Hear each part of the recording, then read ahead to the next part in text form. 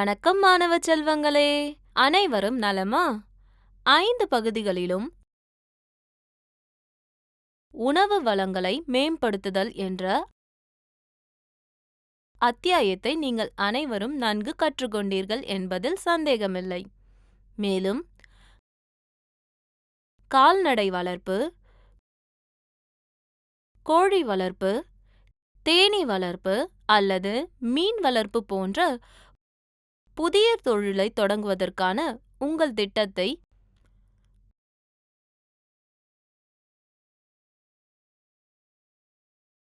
உங்கள் பெற்றோருடன் நிச்சயமாக விவாதித்திருக்கலாம். உங்களில் சிலர் மிகவும் புத்திசாலிகள் மற்றும் ஒருங்கிணைந்த விவசாயத்திற்கு திட்டமிட்டிருப்பீர்கள்.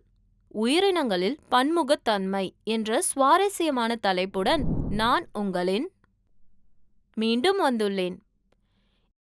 இந்த தலைப்பு ஒவ்வொன்றுக்கும் மிகவும் முக்கியமானது. ஒவ்வொரு உயிரினத்திற்கும் ஒரு குறிப்பிட்ட பெயர், அதாவது பெயரிடுதல் உள்ளது என்பதை அனைவரும் அறிந்து கொள்ள வேண்டும், இல்லையா? எனவே இதில் கவனம் செலுத்துங்கள். கற்றுக்கொள்வீர்கள். நம்மை சுற்றியுள்ள பலவிதமான வாழ்க்கை வடிவங்கள், வகைப்பாட்டின் அடிப்படை என்ன, வகைப்பாடு மற்றும் பரிணாமம், வகைப்பாட்டின் தேவை என்ன. முக்கிய வார்த்தைகள்: பரிணாமம்.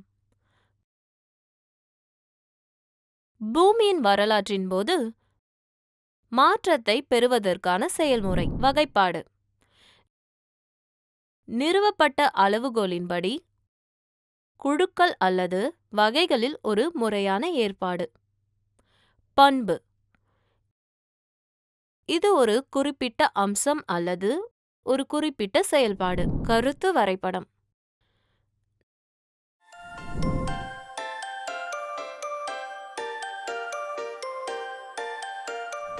நம்மை சூழ்ந்திருக்கும் ஏராளமான உயிர் வடிவங்களை பற்றி நீங்கள் எப்போதாவது யோசித்திருக்கிறீர்களா? ஒவ்வொரு உயிரினமும் மற்றொன்றிலிருந்து குறைந்த அல்லது அதிக அளவில் வேறுபடுகிறது. நம்மிடம் சில மைக்ரோமீட்டர் அளவுள்ள நுண்ணிய பாக்டீரியா உள்ளது. மறுபுறம் கலிபோர்னியாவில் நீல திமிங்கலம் மற்றும் செம்மரங்கள் முறையே 30 மீட்டர் மற்றும் 100 மீட்டர் அளவுகளில் உள்ளன. சில தேவதாரு மரங்கள் ஆயிரக்கணக்கான ஆண்டுகள் வாழ்கின்றன. வாழ்க்கை நிறமற்ற அல்லது வெளிப்படையான புழுக்கள் முதல் பிரகாசமான நிறமுள்ள பறவைகள் மற்றும் பூக்கள் வரை இருக்கும். நம்மை சுற்றியுள்ள இந்த குழப்பமான பல்வேறு வகையான உயிரினங்கள் மில்லியன் கணக்கான ஆண்டுகளாக பூமியில் உருவாகியுள்ளன. இருப்பினும் இந்த அனைத்து உயிரினங்களையும் புரிந்து கொள்ள முயற்சி செய்ய நமக்கு நேரமில்லை. எனவே அவற்றை ஒவ்வொன்றாக பார்க்க முடியாது. மாறாக நாம் உயிரினங்களுக்கு இடையில் ஒற்றுமைகளை தேடுகிறோம். அவற்றை வெவ்வேறு பகுப்புகள் அல்லது குழுக்களாக வைத்து அவற்றை ஒட்டுமொத்தமாக படிக்கிறோம். இதுதான் சரியான யோசனை. ஆழமாக செல்வோம். வகைப்பாட்டின் அடிப்படை என்ன? உயிரினங்களை குழுக்களாக பிரிக்கும் முயற்சிகள் பழங்காலத்திலிருந்தே மேற்கொள்ளப்பட்டு வருகின்றன. கிரேக்க சிந்தனையாளர் அரிஸ்டாட்டில் விலங்குகளை நிலம், நீர் அல்லது காற்றில் வாழும் விலங்குகள் போன்ற அவற்றின் வாழ்விடங்களை அடிப்படையில் வகைப்படுத்தினார். இது வாழ்க்கையை பார்ப்பதற்கு மிகவும் எளிமையான வழியாகும். ஆனால் தவறாக வழிநடத்துகிறது. உதாரணமாக, கடலில் வாழும் விலங்குகளில்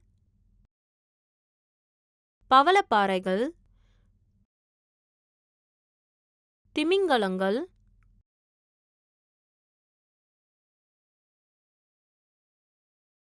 கணவாய்கள்,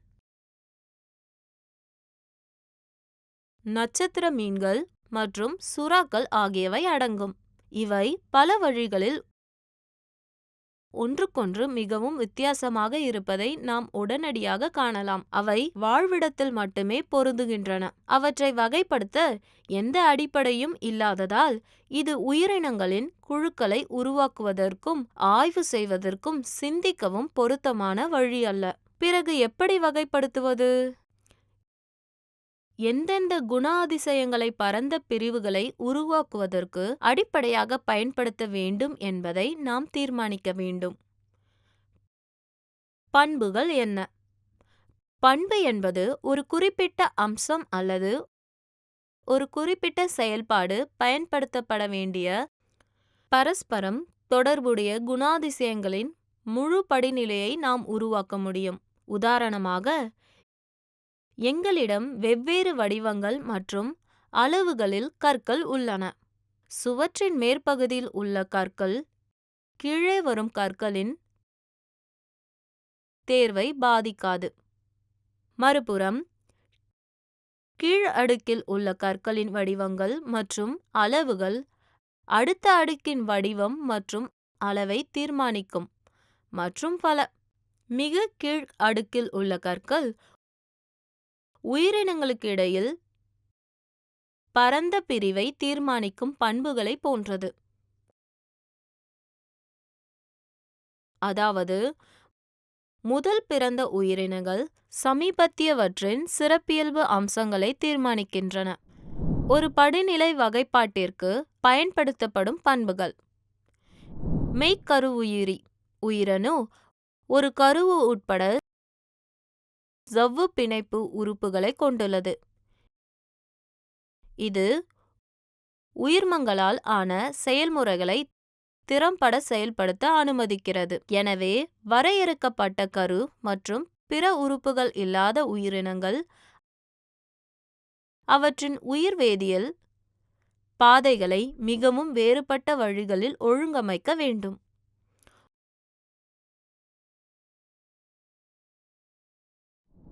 உயிரணு வடிவமைப்பின் ஒவ்வொரு அம்சத்திலும் இது தாக்கத்தை ஏற்படுத்தும். மேலும், நியூக்ளியேட்டட் உயிரணுக்கள் பல உயிர்மங்களால் ஆன உயிரினத்தை உருவாக்குவதில் பங்கேற்கும் திறனை கொண்டிருக்கும், ஏனெனில் அவை சிறப்பு செயல்பாடுகளை மேற்கொள்ள முடியும். எனவே, உட்கரு வகைப்பாட்டின் அடிப்படை பண்பாக இருக்க முடியும். தாவரங்களின் வகைப்பாட்டிற்கு பயன்படுத்தப்படும் உடல் வடிவமைப்பின் பண்புகள்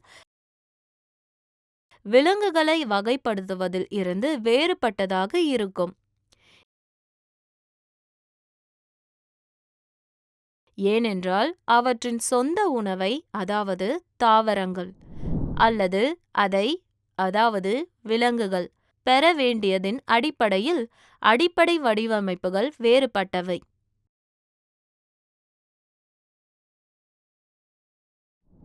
எனவே, இந்த வடிவமைப்பு அம்சங்கள், உதாரணமாக ஒரு எலும்புக்கூடு கொண்டவை, பரந்த குழுக்களை உருவாக்குவதற்கு பதிலாக துணை குழுக்களை உருவாக்க பயன்படுத்தப்பட வேண்டும். வகைப்பாடு மற்றும் பரிணாமம். முன்னர் தோன்றிய குணாதிசயங்களை பின்னர் தோன்றிய பண்புகளை விட மிகவும் அடிப்படையானதாக இருக்கும். இதன் பொருள், வாழ்க்கை வடிவங்களின் வகைப்பாடு அவற்றின் பரிணாம வளர்ச்சியுடன் நெருக்கமாக தொடர்புடையதாக இருக்கும்.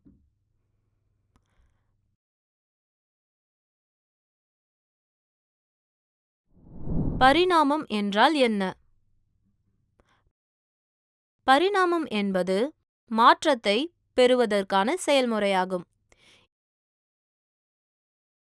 இன்று காணும் பெரும்பாலான வாழ்க்கை வடிவங்கள் அவற்றை கொண்டிருக்கும் உயிரினம் சிறப்பாக உயிர் வாழ அனுமதிக்கும் வகையில் பல ஆண்டுகளாக திரட்டப்பட்ட மாறுபாடுகளை கொண்டிருந்தன. சார்லஸ் டார்வின் இந்த பரிணாம கருத்தை முதலில் 1859 தனது தி ஆரிஜின் ஆஃப் ஸ்பீசிஸ் என்ற புத்தகத்தில் விவரித்தார்.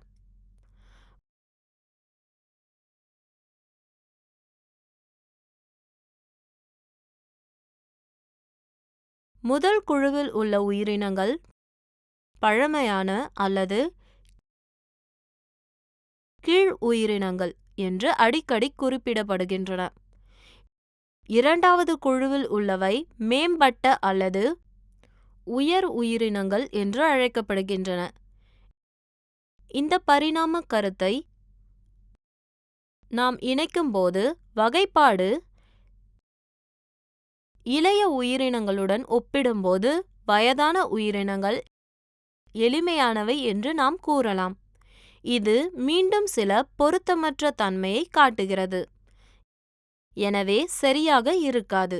அனைத்து உயிரினங்களையும் குழுக்களாக வகைப்படுத்த பல விஞ்ஞானிகள் தங்களால் இயன்றவற்றை முயற்சி செய்தனர்.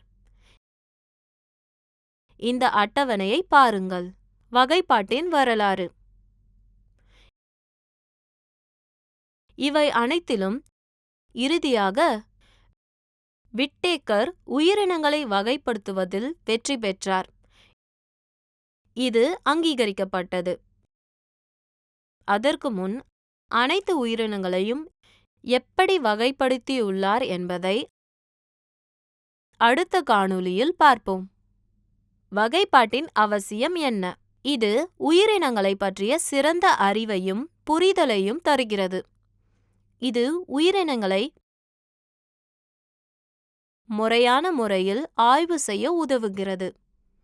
இது எளிதான முறையில் ஒப்பீடு செய்ய உதவுகிறது. உயிரினங்களுக்கிடையிலான உறவையும் அவற்றின் ஒன்றோடொன்று சார்ந்திருப்பதையும் புரிந்து கொள்ள உதவுகிறது. வகைப்படுத்துதல் நமது படிப்பை அதிக கவனம் செலுத்துகிறது மற்றும் அதிக எண்ணிக்கையிலான உயிரினங்களை கையாள உதவுகிறது. இது பரிணாம வளர்ச்சி பற்றிய ஒரு கருத்தை நமக்கு தருகிறது, அதாவது இயற்கையில் உயிரினங்கள் எவ்வாறு உருவாகியுள்ளன. நினைவில் வைத்துக் கொள்ளுங்கள், மிகவும் நெருக்கமாக தொடர்புடைய மக்கள் தொகையில் காணப்படும் வேறுபாடுகள் மாறுபாடுகள் எனப்படும். விஞ்ஞானிகள் உயிரினங்களுக்கு இடையே உள்ள ஒற்றுமைகள் மற்றும் வேறுபாடுகளை பொறுத்து அவற்றை வகைப்படுத்த தொடங்கினர். வகைப்பாடு வாழ்க்கை வடிவங்களின் பன்முகத்தன்மையை ஆராய்வதில் நமக்கு உதவுகிறது. வாழ்க்கை வடிவங்களின் வகைப்பாடு அவற்றின் பரிணாம வளர்ச்சியுடன் நெருக்கமாக தொடர்புடையது.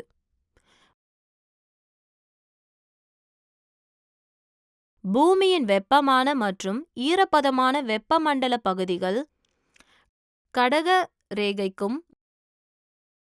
மகர ரேகைக்கும் இடைப்பட்ட பகுதிகள் தாவர மற்றும் விலங்குகளின் பன்முகத்தன்மையால் நிறைந்துள்ளன.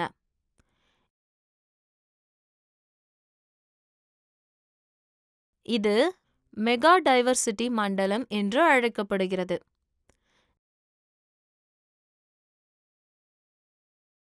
நினைவு கூறுங்கள்,